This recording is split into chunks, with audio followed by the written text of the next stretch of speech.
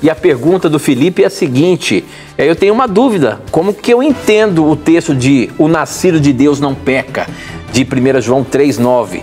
Se somos todos pecadores, como é que fica isso? Tito, é bem interessante esse texto. Esse texto, na Almeida Revista e Corrigida, ele teve uma tradução que não foi muito feliz. Não foi maldade do tradutor, não é isso. É que o tradutor, os tradutores vão ampliando o conhecimento deles a nível de tradução, né? As traduções mais modernas, como por exemplo Almeida Revista Atualizada, Nova Almeida Atualizada, Nova Versão Transformadora, Nova Versão Internacional, King James Atualizada e por aí vai, elas já conseguem inverter esse texto da forma como está no original. Eu vou ler aqui o texto, por exemplo, tanto na Almeida Revista Atualizada quanto na Nova Versão Transformadora, e aí eu vou explicar o porquê que essas traduções vertem o texto de uma maneira mais adequada do que a Almeida Revista e Corrigida, tá? Por exemplo, na Almeida Revista Atualizada diz assim: todo aquele que é nascido de Deus não vive na prática do pecado, pois o que permanece nele é divina semente. Ora, esse não pode viver pecando porque é nascido de Deus.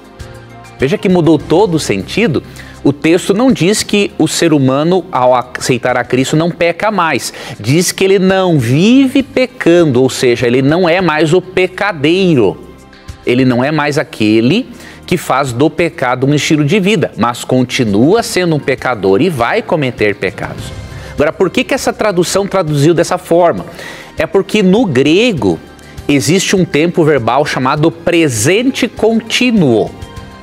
Então, por isso que o certo aqui é não vive pecando, tá? Por exemplo, aqui na Nova Versão Transformadora, ele já tem aqui, a tradução também está correta, né? Considerando o presente contínuo, que é um tempo verbal grego, né? Então diz assim o texto, aqui na Nova Versão Transformadora, ó. Aqui, ó, aquele que é nascido de Deus não vive no pecado, pois a vida de Deus está nele, né? Então veja, quando fala não vive pecando ou não vive no pecado, a Bíblia quer dizer que ele não vive mais na prática do pecado como um estilo de vida. Houve mudanças. Agora, que o indivíduo não deixa de ser um pecador ou de pecar em certos momentos, na mesma carta de 1 João encontramos essa resposta. Aqui no capítulo 1, verso 8.